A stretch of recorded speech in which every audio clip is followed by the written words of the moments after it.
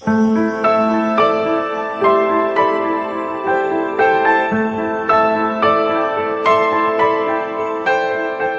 de Provérbios, capítulo 1.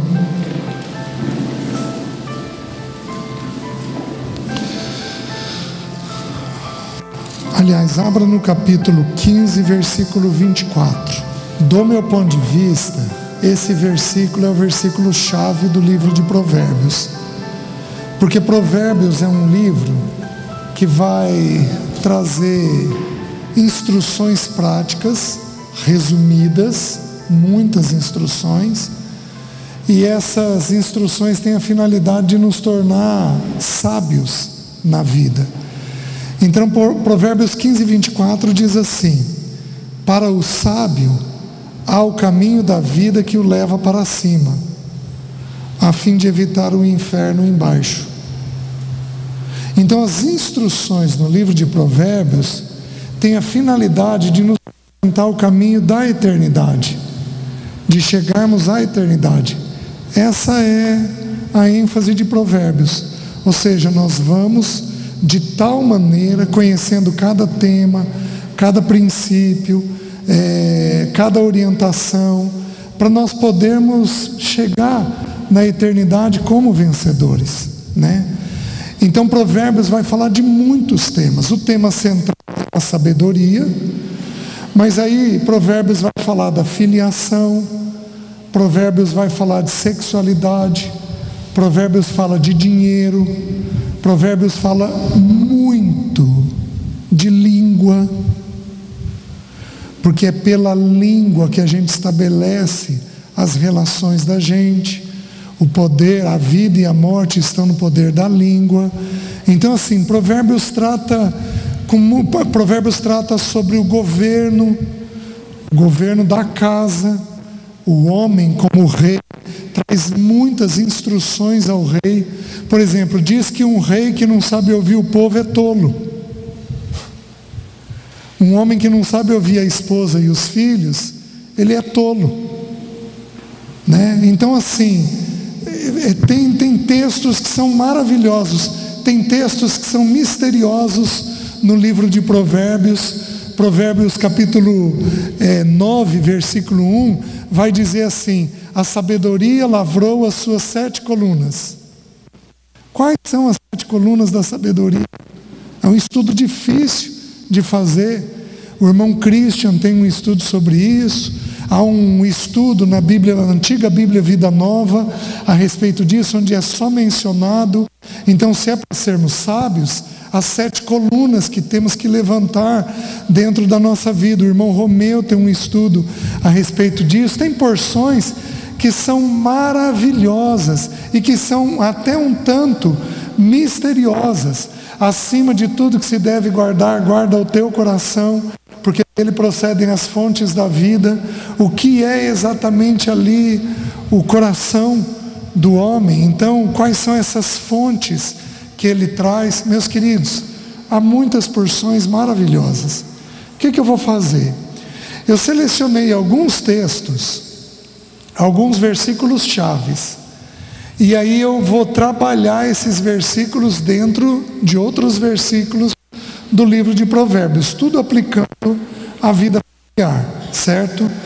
Então, Provérbios capítulo 1, agora sim, versículo 33: mas o que me der ouvidos habitará seguro, tranquilo e sem temor do mal. Mas o que me der ouvidos habitará tranquilo, seguro e sem temor do mal. Então, se eu parar aqui e for dar uma olhadinha nisso, ele fala de ouvido, mas ele vai falar que a pessoa que sabe ouvir aos provérbios, a Deus, ela habita segura, tranquila e sem temor do mal. Então, parte da nossa agitação é falta de ouvido. Parte dos nossos medos é falta de ouvido. Porque quando ouvimos a Deus de um jeito adequado, Então nós conseguimos habitar seguros. Os irmãos estão entendendo? Por exemplo, pessoas ansiosas são pessoas que sabem ouvir? Não. A cabeça trabalha tanto, tem tanta coisa lá dentro, que elas têm dificuldade de conseguir ouvir aquilo que está ocorrendo e processando. Então elas crescem mais lentamente. Pessoas quietas não são necessariamente boas ouvintes. Porque a gente vai pensar que uma pessoa quieta, mais comedida, é uma pessoa que ouve bem. E isso não é uma verdade. Porque tem pessoas quietas que são um turbilhão por dentro. Por exemplo, eu tendo a ser quieto, né? É uma realidade minha. Mas eu tive um médico, muitos anos atrás, que disse que eu era uma propaganda enganosa. Alguns aqui também são. Então, aparentemente tranquilo, mas, gente, um turbilhão por dentro. E isso comprometia o ouvido. Então, o primeiro destaque que Provérbios dá vai ser com relação ao ouvido. Por quê? Porque é pelo ouvido que o crescimento nosso se processa. O que você preferiria? Você preferiria ver e não ouvir? Ou você preferiria ser cego e ouvir? Escolhe. Mudo ou surdo? Cego ou surdo? O que você preferiria ser? Quem vota em preferir ver? Levanta a mão. Quem vota em preferir ouvir? Levanta a mão. Assim, a maioria vota em ver. Porque a gente tem a sensação que quem vê controla. Porém, olha o que os estudiosos dizem. Os estudiosos dizem que a pessoa que não ouve, ela é solitária. Ela não consegue desenvolver conceito. A pessoa que vê pode olhar uma almofada com 10 cores e ela não desenvolve o conceito da almofada. Mas a pessoa que ouve, ela não vê as cores, mas ela consegue desenvolver o conceito de cor. Você está entendendo? Então a cegueira, ela limita. A audição expande o entendimento e a compreensão da gente. Então o que Provérbios começa ensinando? Provérbios começa ensinando que não há órgão mais sublime no ser humano do que o ouvido, para o desenvolvimento do ser humano, do que o ouvido. Os irmãos estão conseguindo compreender? Então, o ouvido é algo que tem que ser preservado na casa.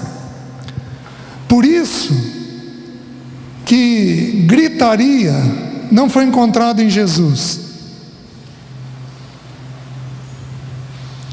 Por isso que Jesus fala tudo o que é necessário, mas ele não falou muito. Nós lemos os 4 evangelhos em cerca de 10 horas. É o suficiente para a gente entender. Jesus falou tudo o que é necessário, mas ele falou o que é necessário. Ele não é falante em demasia e ele não é calado em demasia. Então ele preservou o ouvido. Você está me entendendo? Só que nós temos algumas características interessantes a respeito do ouvido. Em primeiro lugar, os olhos têm primazia sobre o ouvido. Nós temos 5 sentidos: visão, audição, tato, paladar e olfato. Nós temos esses 5 sentidos. Existe uma regra na neurociência: 4 dos sentidos têm filtro, mas um dos sentidos, que é o olfato, ele tem penetração direta no cérebro. Por isso que a arte da culinária é tão desenvolvida. Por quê? Porque nós desenvolvemos memória afetiva no cheiro, porque ele penetra o cérebro mais rapidamente. Quem não se lembra da comida da mãe? De alguma coisa gostosa que tinha, de uma lembrança da infância. Gente, aquilo penetra diretamente no cérebro. É uma coisa que as mães deveriam explorar com os filhos.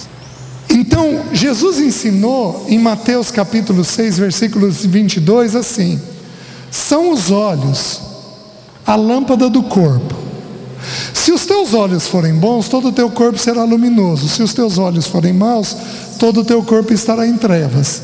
Caso a luz que há em ti sejam trevas, que grandes trevas serão. Então ele está dizendo o seguinte, que os olhos são a lâmpada do corpo. Então eu busco informação pelos olhos. Então os olhos vêm antes do ouvido. Então é pelos olhos que a gente joga a primeira informação para dentro da alma da gente. Está fazendo sentido? Então, esse órgão, ele tem primazia. Aí o texto diz, são os olhos a lâmpada do corpo. Ou seja, eu vou tomar decisões para onde eu vou, do jeito que eu vou, o que eu vou fazer. Eu vou buscar informação baseado em primeiro lugar nos olhos. Vocês estão entendendo? E aí eu recebo informação. O que é um olho bom e um olho mau? Se os teus olhos forem bons, se os teus olhos forem maus. Olho bom não é uma pessoa bondosa, gentil, amorosa, bem educada. E olho mau não é uma pessoa ruim. Olho bom é olhar a vida com os olhos de Deus.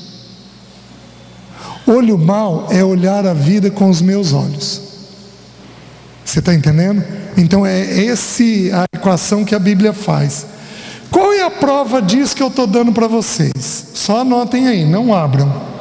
Quando Deus tirou o povo do Egito e começou a caminhada com o povo, em Números capítulo 9, o que Deus fez? Eles começaram a caminhar no deserto, aqueles 2 primeiros anos, quando eles iam entrar na terra. Depois eles ficaram mais 38 anos, como disciplina da parte do Senhor.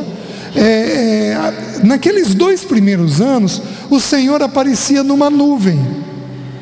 A nuvem de dia, que gerava sombra, e a noite, que gerava calor para o frio, certo?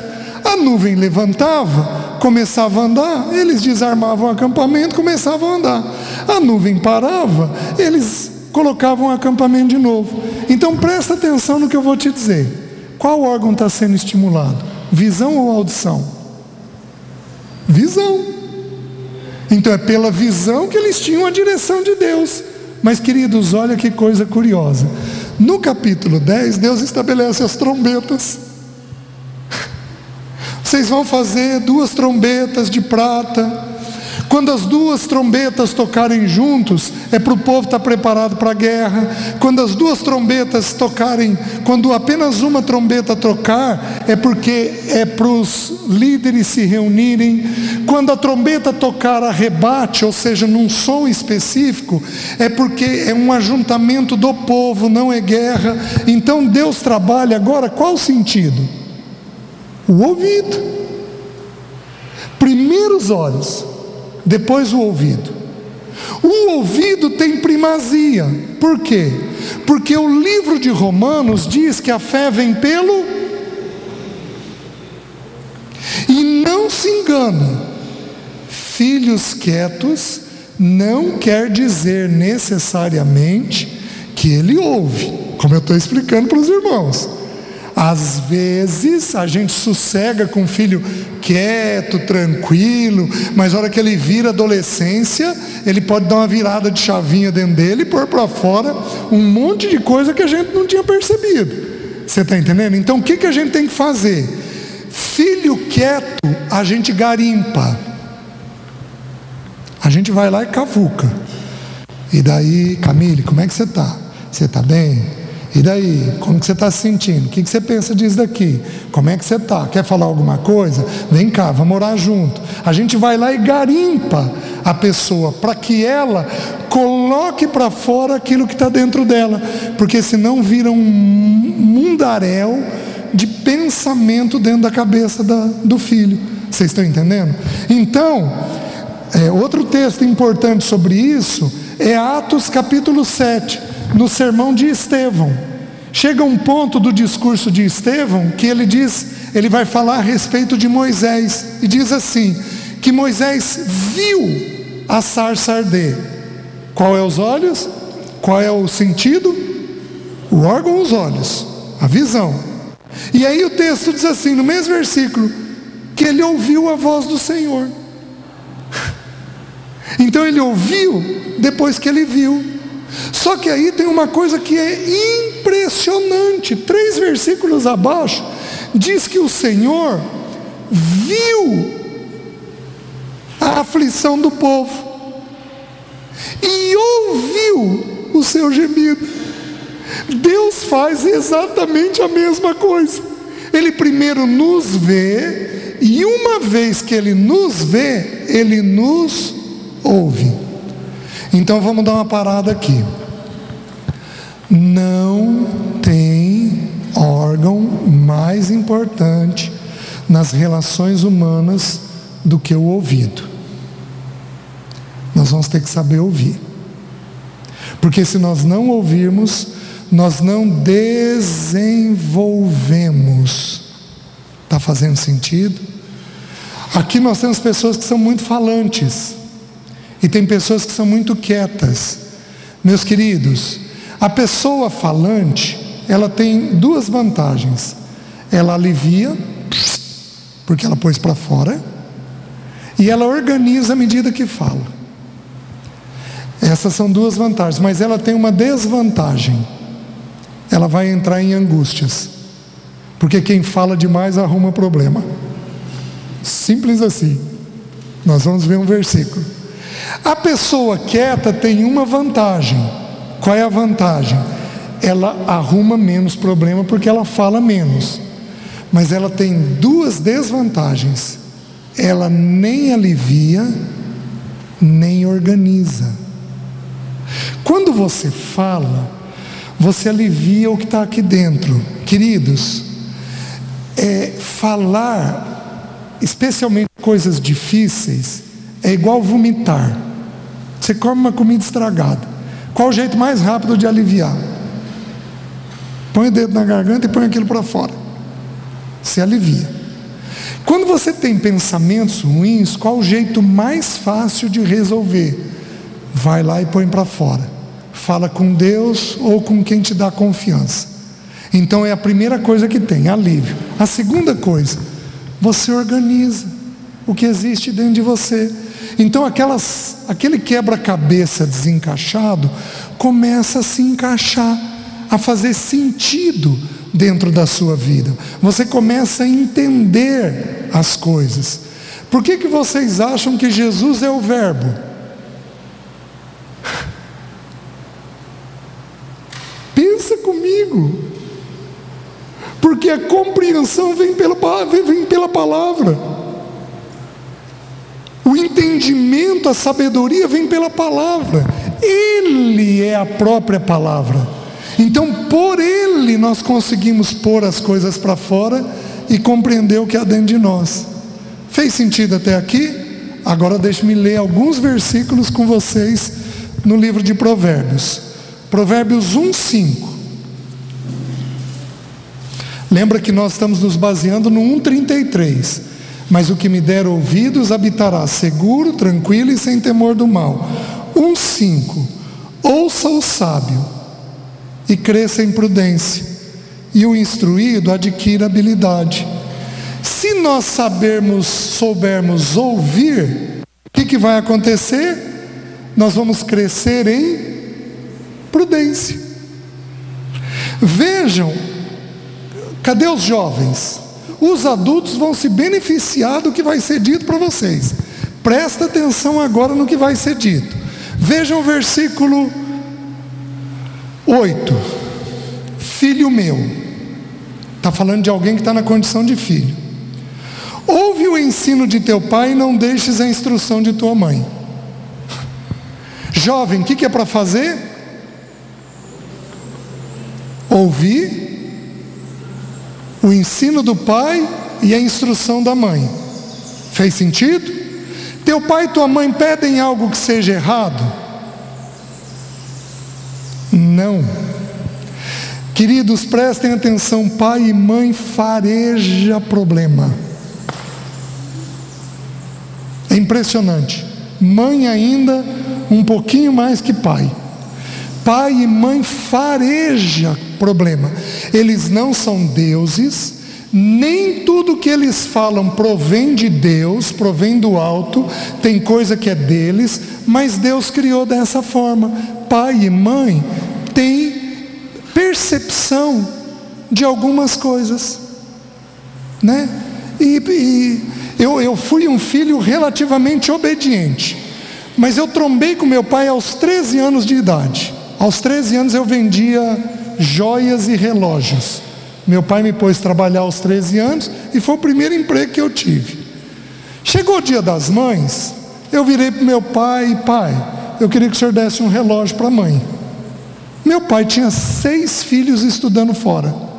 Ele virou e falou: filho, eu não tenho dinheiro. Como o senhor não tem dinheiro? Olha quanto gado o senhor tem lá. Pega uma cabeça, vende. Filho, eu não tenho dinheiro, eu não tenho condições, eu não posso dar. E eu trombei com meu pai. Meu pai não comprou, ele era um italiano muito forte, e eu dei a trombada com ele. Nunca mais fiz isso. Tá bom. Sabei, pois isso, que o vosso pecado vos há de achar. O meu me achou. Provérbios 32, 23. O André nasceu. O André nasceu em março. Aí teve o primeiro dia das mães. Gente, eu queria que o André desse um presente para a mãe dele, mas eu não tinha dinheiro. O que Deus trouxe em mente? Gente, tinham se passado, eu acho que 14 anos. O que Deus trouxe em mente? Lembra? Meu pai não entendeu nada, procurei meu pai, lembrei a história, pedi perdão para ele. Pai, o senhor lembra disso? Eu fiz isso. Filho, não lembro de nada, mas eu queria pedir perdão. Deus falou comigo em oração. Meu pai não era cristão, ele não entendeu nada. Ele falou: tá bom, você está falando, está desculpado. Então, e passou a situação. Mas às vezes pai e mãe farejam um amigo, farejam um horário, farejam um dia. Eu, por exemplo, combinei com os meus filhos o seguinte: filhos, vai ter um dia ou outro que o coração do pai vai apertar sem eu conseguir te dar uma explicação. Porque o que é intuição? Jovem, presta atenção. O que é intuição? Intuição é uma forte impressão sem clareza. Então tem dia que o pai e a mãe levantam com uma forte impressão: meu filho vai ter algum risco hoje, meu filho vai ter algum risco hoje, e o pai ou a mãe não sabe explicar o porquê. O nome disso é intuição, é uma ferramenta que habita no espírito. Então eu combinei com os meus filhos. Isso ocorreu acho que 2 ou 3 vezes ao longo de toda a formação. Filho, se o papai e a mamãe não se sentir bem, eu vou dizer um não, e eu vou pedir para você não fazer, e eu não vou saber explicar. Eles entenderam a explicação, mostrei o que era a intuição, e eles aprenderam a respeitar isso daí. Teve ocasião de eu falar: filho, eu não queria que você fosse na reunião da igreja. É reunião da igreja. Mas sabe quando o coração está consumido? O coração está consumido. Só que aqui fica um alerta para os pais, especialmente os medrosos, porque eles vão achar que tudo é intuição, e aí o filho não vai poder fazer nada. Aí é você, não é o Senhor em você. Então o texto está dizendo: ouve o teu pai e tua mãe. Só que se parasse aí já estava difícil, jovem. Mas olha o que o texto vai fazer. Veja o versículo 8. Filho meu, se os pecadores querem seduzir-te, não consintas. Então o texto está dizendo o seguinte, que se você ouvir pai e mãe, você fica guardado. Mas se você não quiser ouvir pai e mãe, o que vai acontecer? Vai chegar pessoas ímpias, pessoas pecadoras perto de você, e eles vão querer te seduzir.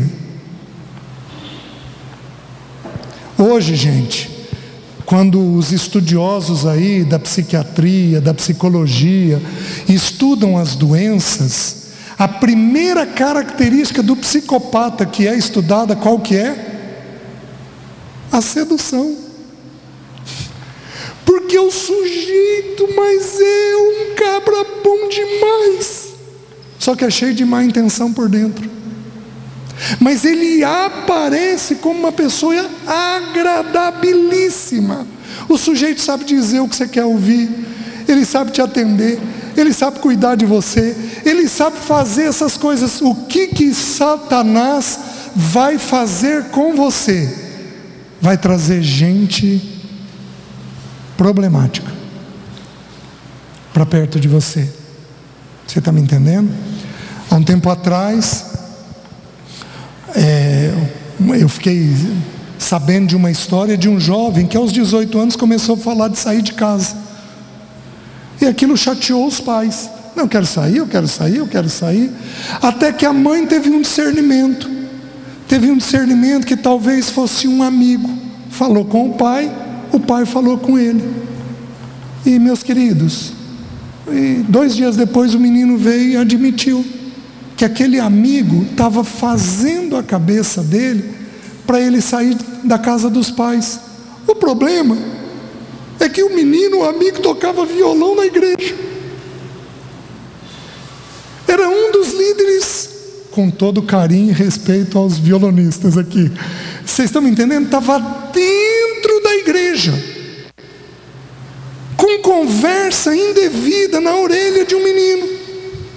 Vocês estão me entendendo? Os pais encaminharam, o filho pediu perdão e ficou tudo resolvido. Mas Satanás, para o jovem, vai trazer alguém para você, para te ouvir, para ganhar o teu ouvido. E enquanto pai e mãe estão falando coisas difíceis, Satanás vai trazer pessoas que vão falar só coisas agradáveis. Você está me entendendo? O problema é que é um caminho de morte.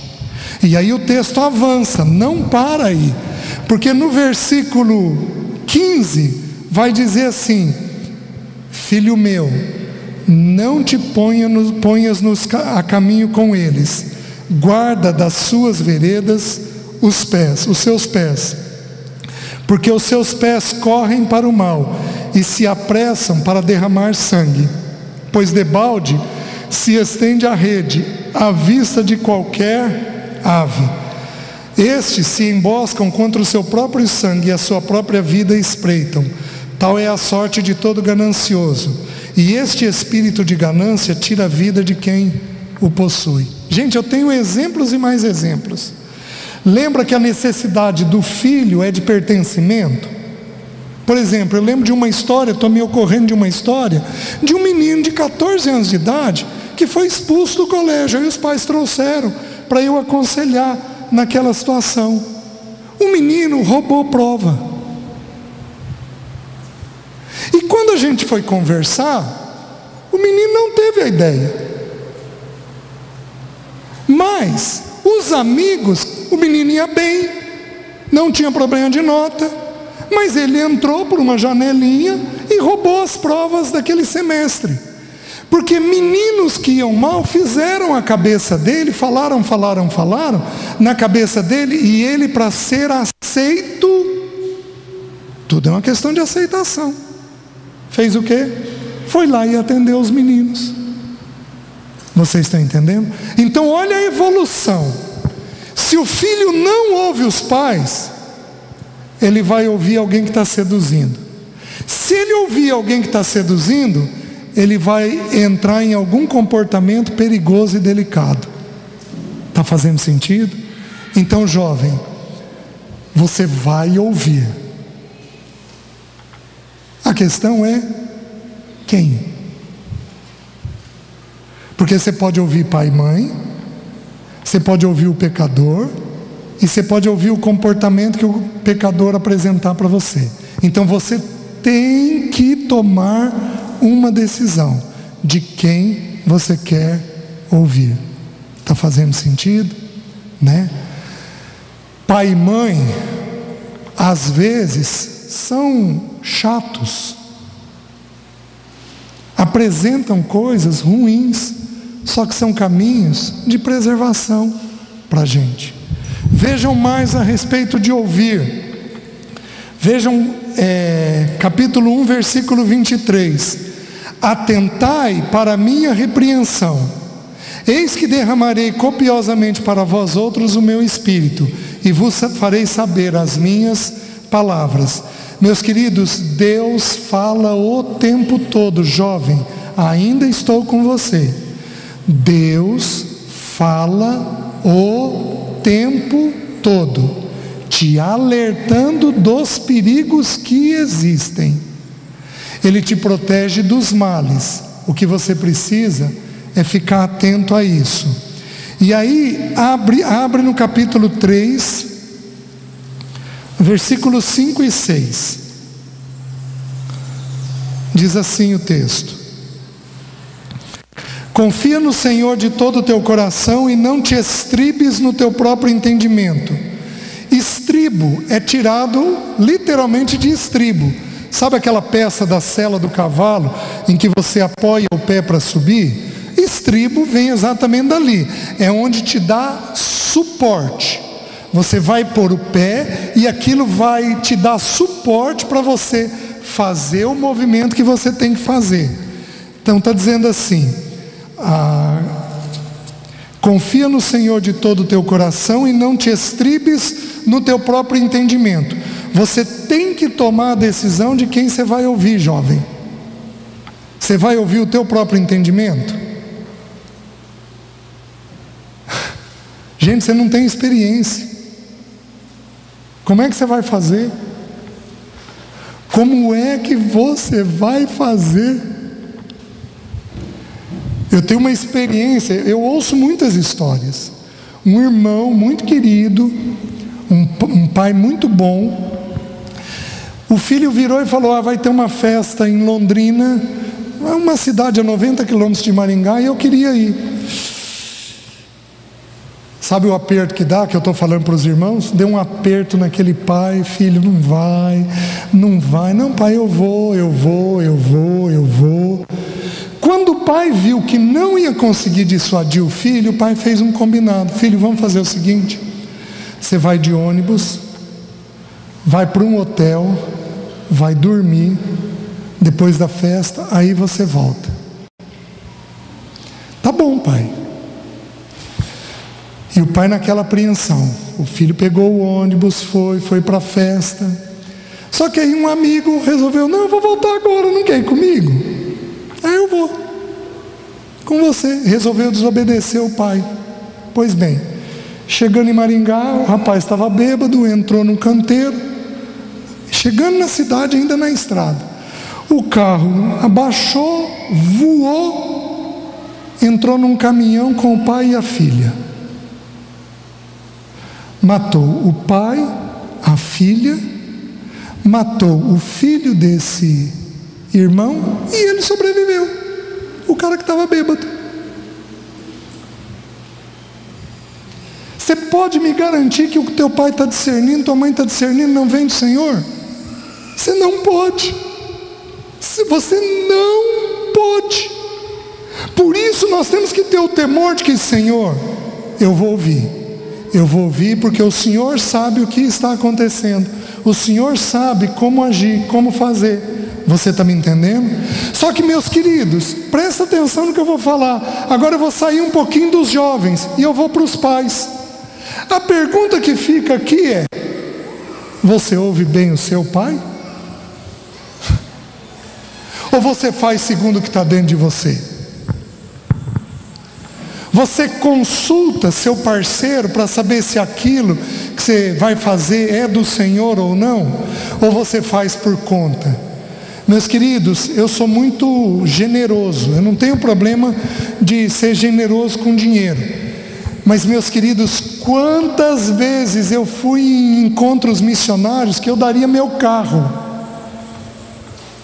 2 dias depois, aquilo não existia mais dentro de mim, porque era meu, não era do Senhor. Então eu aprendi uma coisa muito simples, que a minha generosidade era um problema, porque eu podia fazer fora da vontade do Senhor.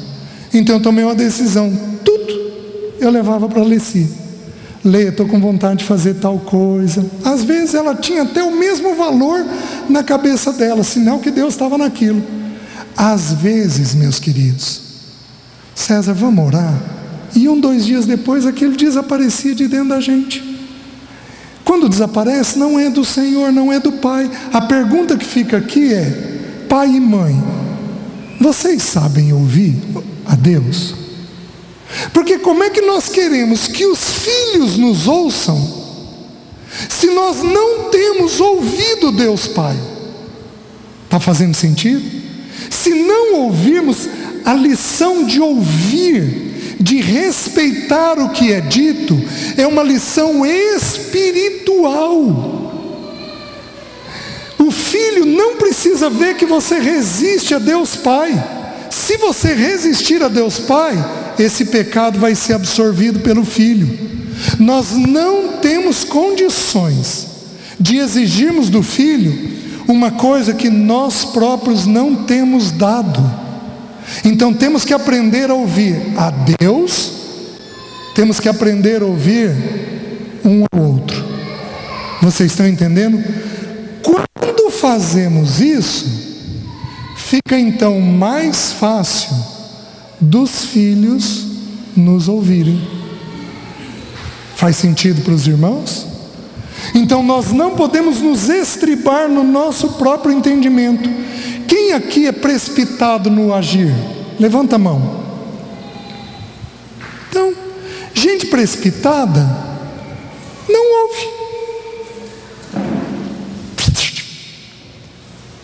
É muito rápido para fazer. Vai arrumar problema, mas de monte.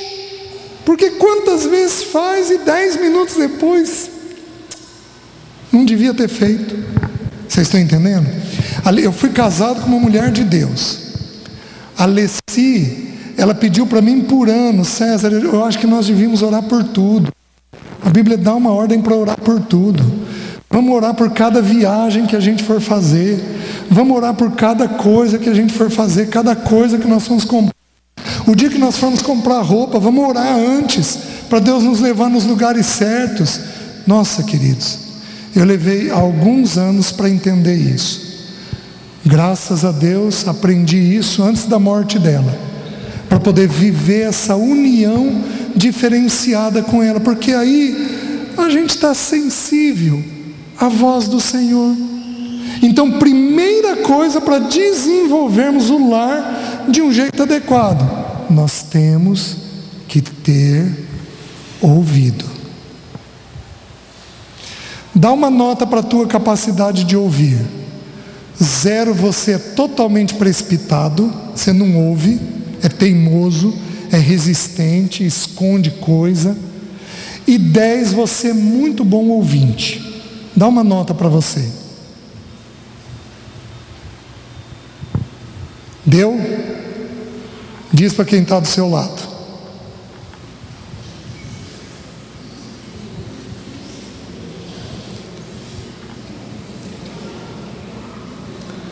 Considerando que os quietos podem ser obstinados, teimosos. Dá uma nota para você.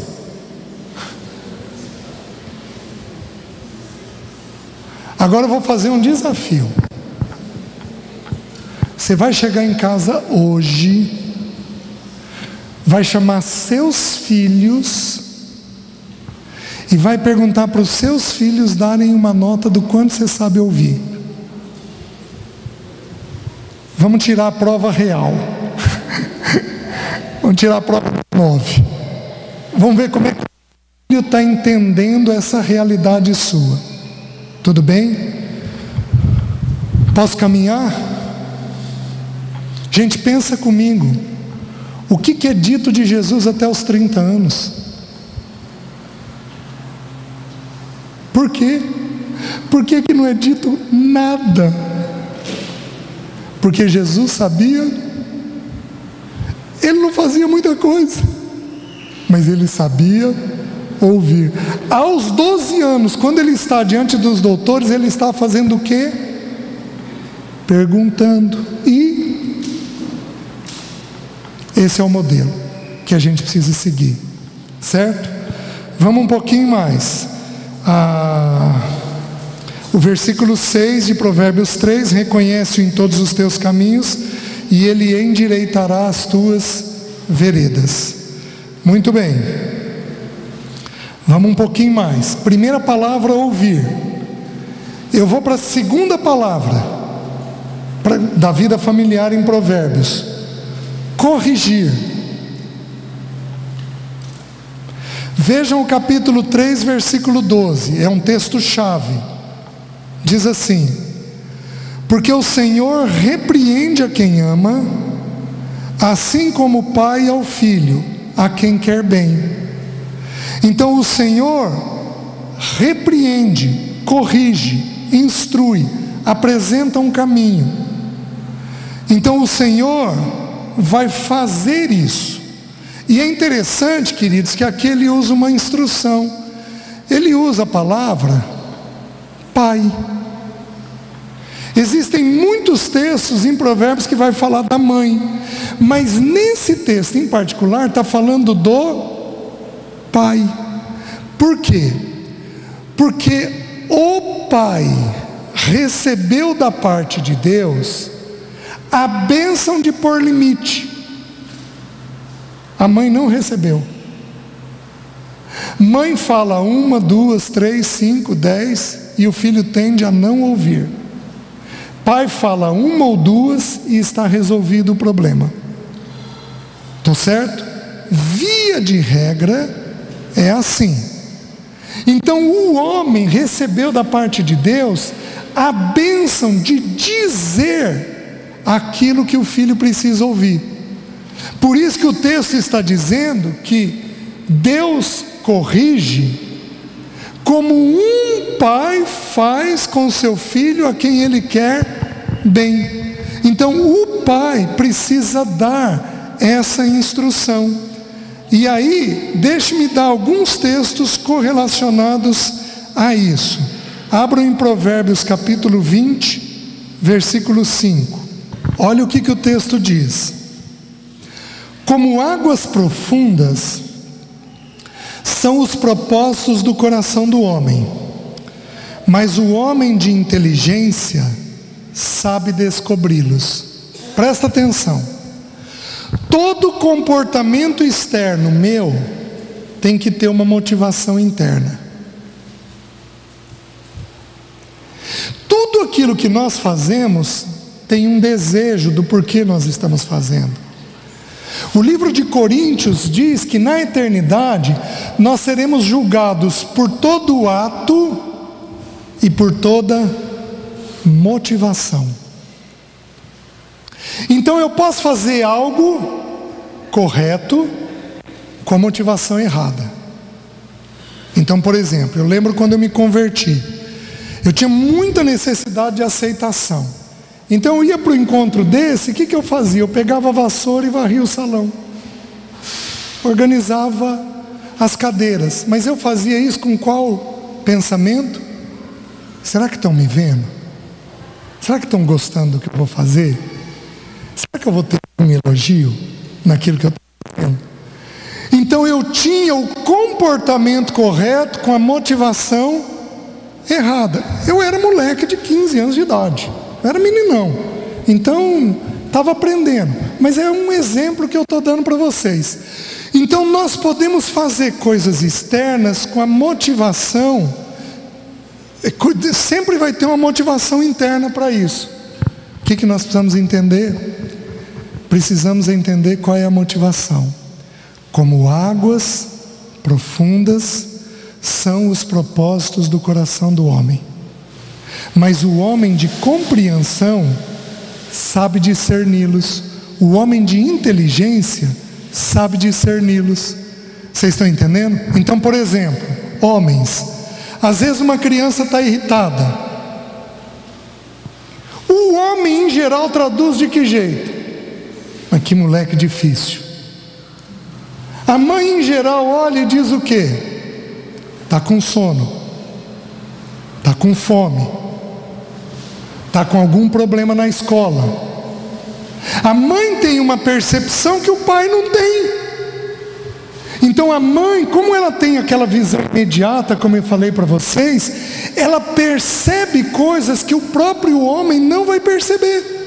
Vocês estão me entendendo? Então, o que um homem de inteligência faz?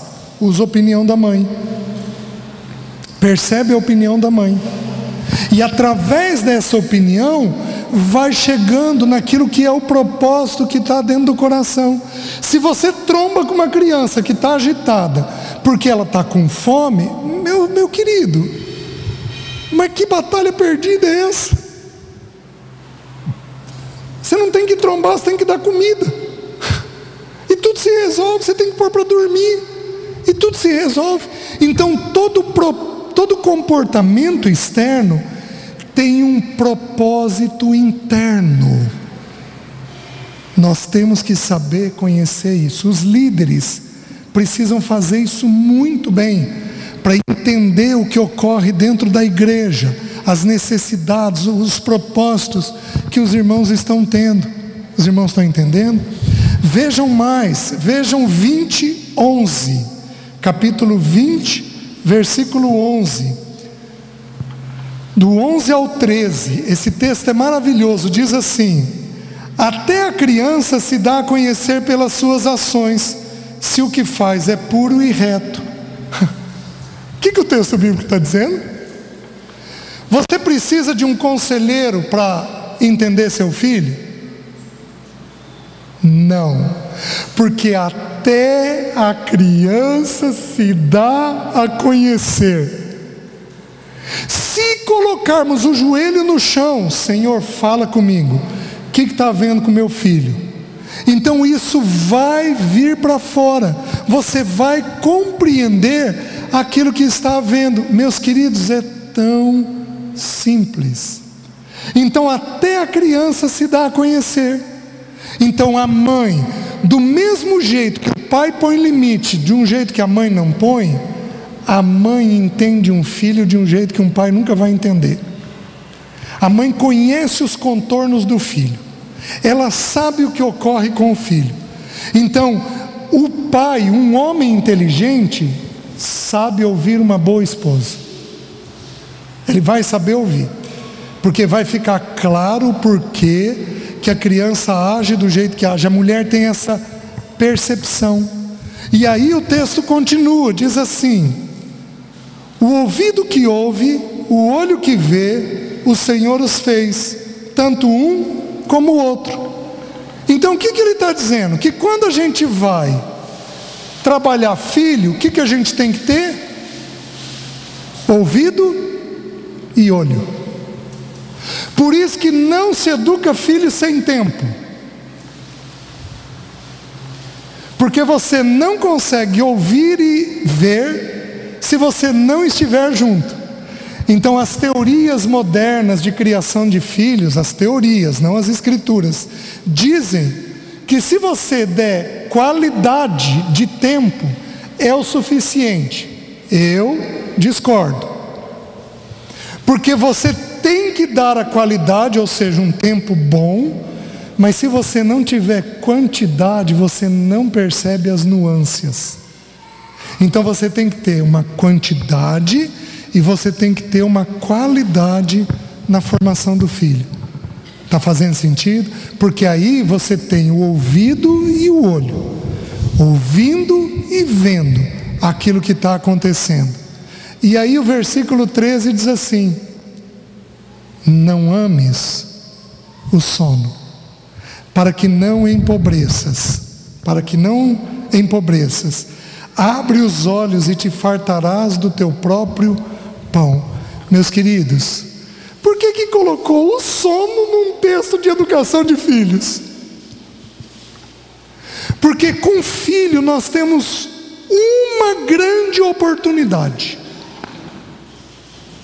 Nós temos outras depois, mas não tem mais toda a plenitude que tem no tempo adequado. Então a Bíblia apresenta de 0 a 12, de 12 a 30. Então nós temos que, de 0 a 12, gastar o tempo que for necessário. Tem teorias psicológicas que dizem que é 2 anos, é 5 anos. Nosso modelo é Cristo.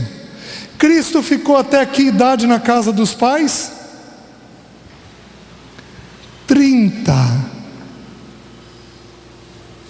Até que idade nós vamos criar os filhos? 30. Ô César, pesou, hein? E eu querendo resolver logo.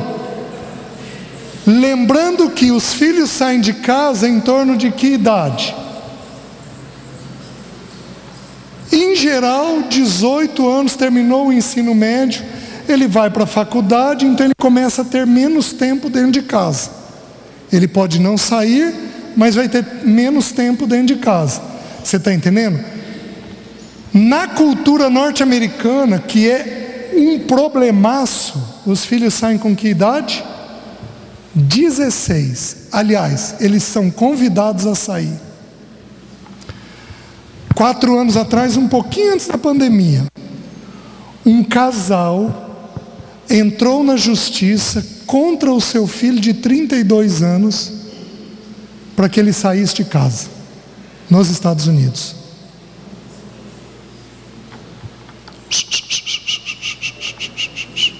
Vai. O princípio bíblico é qual? O princípio bíblico é de que filho é formado até os 30. 12 anos, a mãe tem que estar muito presente. 12, até a maioridade, e aqui por maioridade, nós vamos parar e nós temos que pensar. É 18? É 21? É 26? Hoje a neurociência diz o seguinte, que as conexões cerebrais, elas amadurecem aos 26 anos de idade. Ou seja, o cérebro está pronto, maduro, aos 26. Até os 26, ele está formando os caminhos para pensar os temas da vida. Você está me entendendo?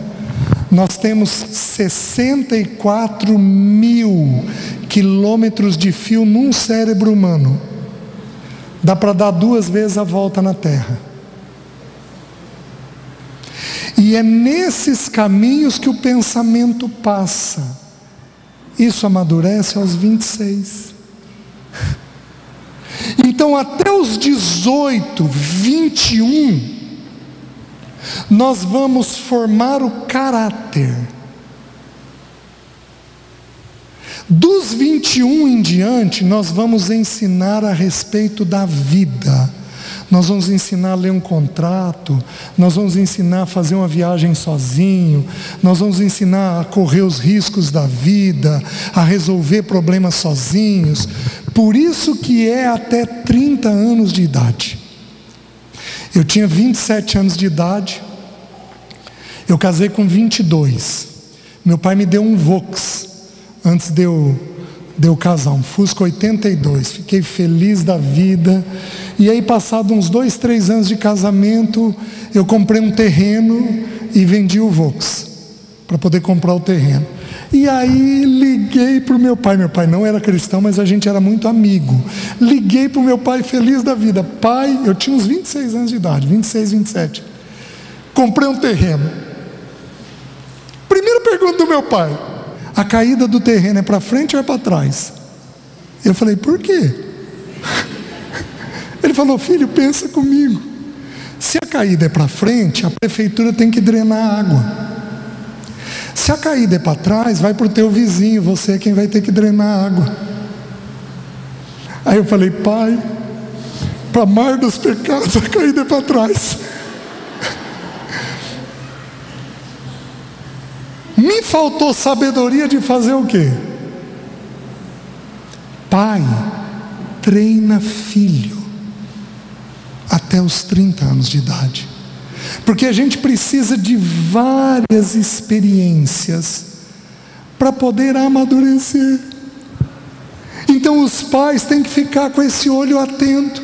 Mas eu casei aos 22, quer dizer que meu pai mandava em mim? Não, eu deixei pai e mãe. Vocês estão entendendo? É a ordem das Escrituras.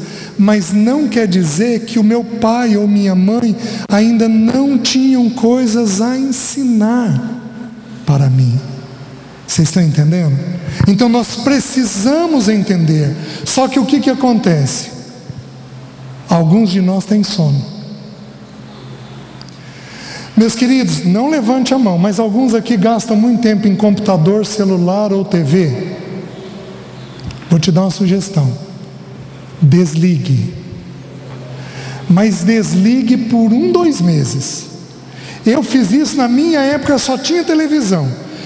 Eu e a Alessi fizemos isso algumas vezes. Desligar uma semana, desligar um mês. A gente nunca conversava tanto quanto nesse período. Vocês estão entendendo? Então treine o ouvir. Compre jogo de mesa. Vai jogar na mesa. Joguinhos de mesa. Tem um monte de joguinho interessante. Compre esses joguinhos de mesa, porque você consegue estar ao redor da mesa, como diz as Escrituras. Você está me entendendo? Não ame o sono. Não se distraia. Vamos lembrar, de 0 a 6, quem der atenção leva o filho. De 6 a 12 é a fase mais delicada, porque o filho absorve e não manifesta. E a partir dos 12 anos ele começa a pôr para fora. Você está entendendo? Aí ele vai começar a manifestar. Então nas Escrituras, se der tempo eu mostro os textos. Até 12 anos a mãe tem muito peso. A partir dos 12 anos o pai tem muito peso. O pai tem que estar presente em todo o período, mas a ênfase até os 12 é mais da mãe do que do pai. Podemos avançar? Vamos lá. Capítulo 12, versículo 1. Olha o que diz.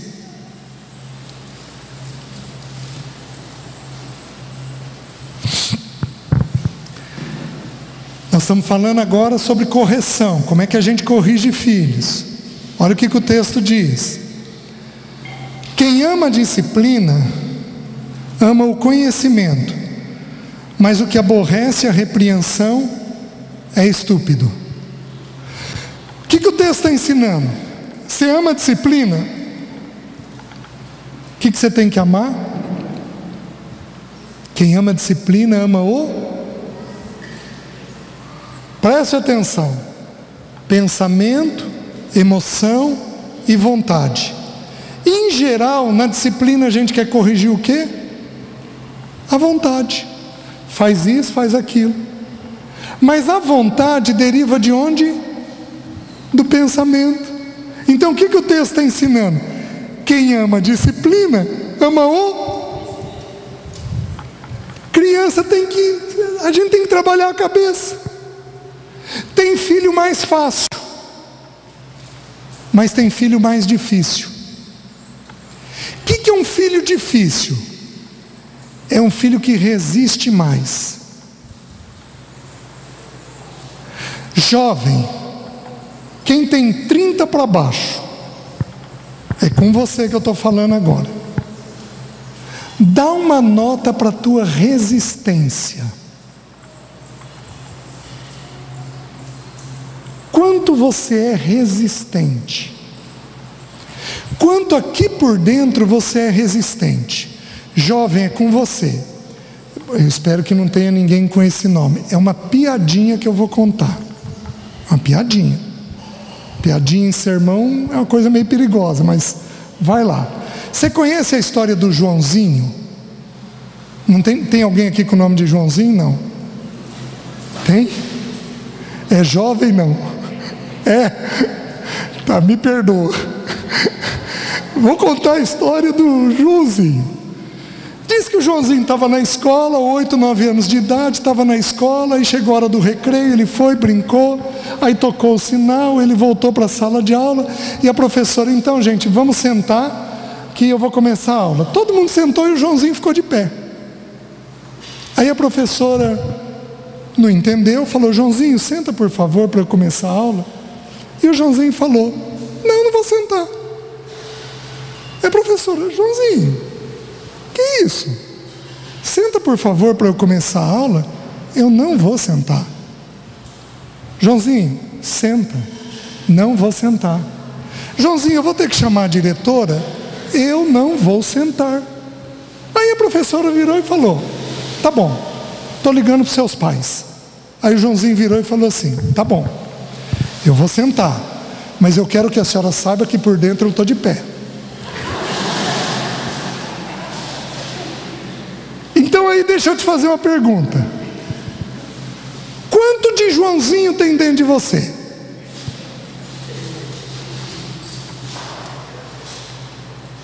Dá uma nota para o Joãozinho que habita dentro de você. Joãozinho, você me perdoa, seja lá quem for. Você tem essa atitude, ainda que você seja quietinho por fora, por dentro você se mantém de pé, fazendo a sua vontade? Meus queridos, esse caminho é um caminho perigosíssimo. O que os pais precisam fazer quando há um Joãozinho dentro do filho? Primeira coisa, verificar se não há um Joãozinho dentro dos pais.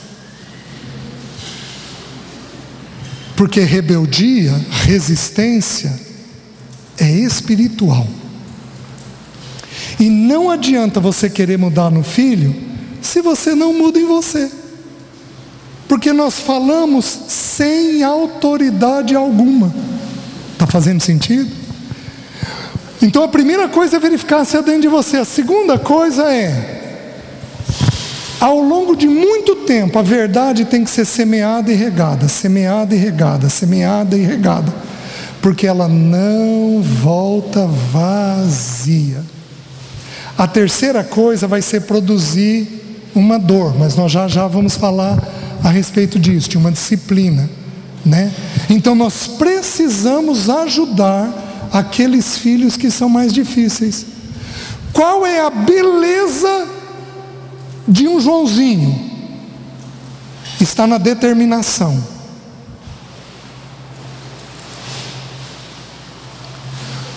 O Senhor usa pessoas determinadas. Mas se você for determinado no que é certo, vira obediência. Se você, jovem, for determinado no que é errado, vira rebeldia. Então Deus não quer mudar a força nossa. Deus quer canalizar a nossa força naquilo que é correto. Vocês estão me entendendo? Lembra de quando Gideão foi chamado como juiz? Lembra que o anjo virou e falou: vai nesta tua força. Então o Senhor não intenta mudar a força nossa. Pessoas determinadas são pessoas que vão longe, mas o Senhor precisa canalizar a nossa força, porque senão ela pode virar rebeldia, que aí é um pecado perigosíssimo. Os irmãos estão entendendo?